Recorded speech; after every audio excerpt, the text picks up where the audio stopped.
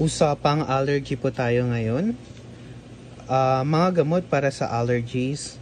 Meron tayo ditong cetirizine. Ito po. Ang brand name ng cetirizine na ito ay Ricam. Bali itong cetirizine na to ay maraming brand. Meron pong generic and meron rin pong branded. Itong si Ricam is branded. Tapos meron rin tayong Loratadine. Ang brand name po is Claritin. Meron rin tayong Levocetirizine. Ang brand name po ay Sisal.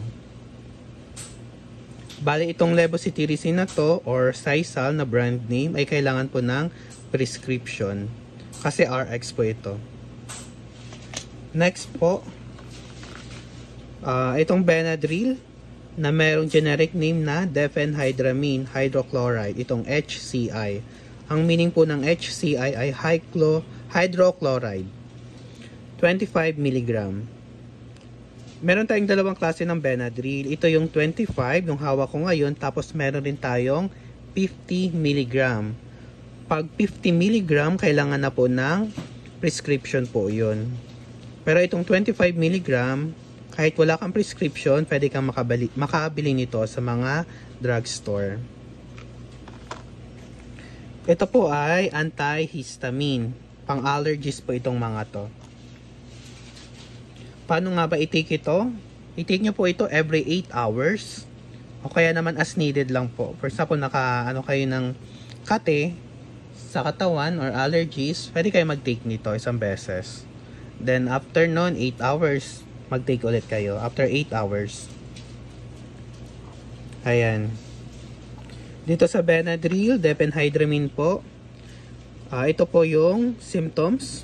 Mababasa nyo sa sneezing, runny nose, skin itching, itchy or watery eyes, skin rashes, and hives. Yan po, dito sa Benadryl. Ang generic name ay diphenhydramine hydrochloride.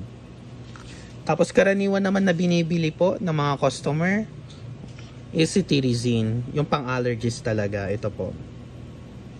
Kalimitan po, cetirizine.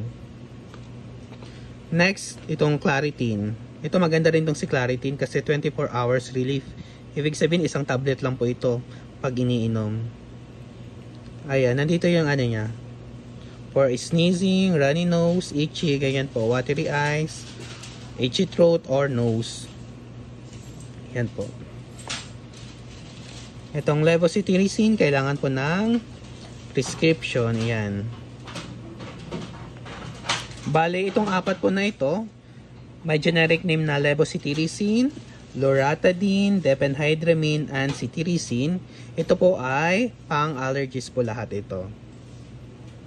Yan po. Thank you po. Mag-subscribe po. Huwag kalimutan. Maraming salamat. Yun lang po.